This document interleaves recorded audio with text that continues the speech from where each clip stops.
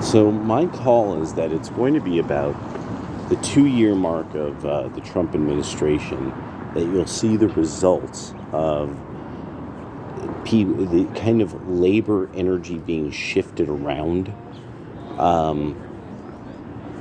We won't really know what new investment in what industries, kind of the investment in things like you'd say like training people to do certain things, what software people will be using, what kind of systems in various industries will come to dominate. We're not going to really know what's going to happen to American food. This is a big one for me. As somebody who's in the bottom of the economy, like every so often you actually work for somebody that they need you to know something that's sort of above your pay grade complicated when it has to do with food and serving food. And so one of the things that has come up is things like kosher, how food is manufactured and how it's categorized. And now more and more across the pond, how food is categorized is becoming an issue, according to various religious body standards and stuff like that. Well, just what we allow in food, and then warnings about allergens, things like that. What we use to stabilize food on the shelves. So it's going to be kind of interesting to see how this pans out in the long run. It's going to take about 2 years. Like just the fact that glyphosate, right? Glyphosate, not glyphosate. Or I think it is maybe glyphosate.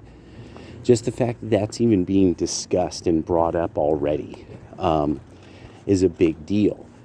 If things are changed about food and what could be in them, how long how long could be a shelf life, its freshness, this changes everything about our economy very, very quickly. Because our food is something that it's the kind of the 72-hour trucking rule. A lot of our food is made to withstand traveling 3 days across the United States in a truck.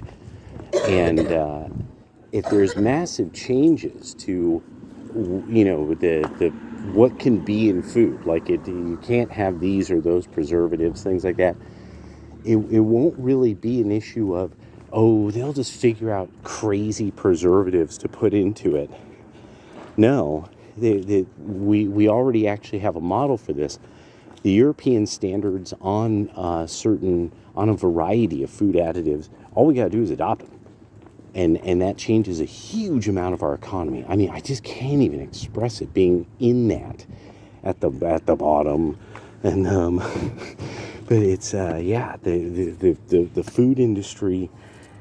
Imagine if you actually had fresh food, being like an industry of fresh food all over the place. Like you had a meat market, area, because you had to have a meat market area because the meat markets, they had to put them together in some place because of zoning, that kind of thing. Or where cattle and meat can easily be shipped in. Weird and amazing things could come.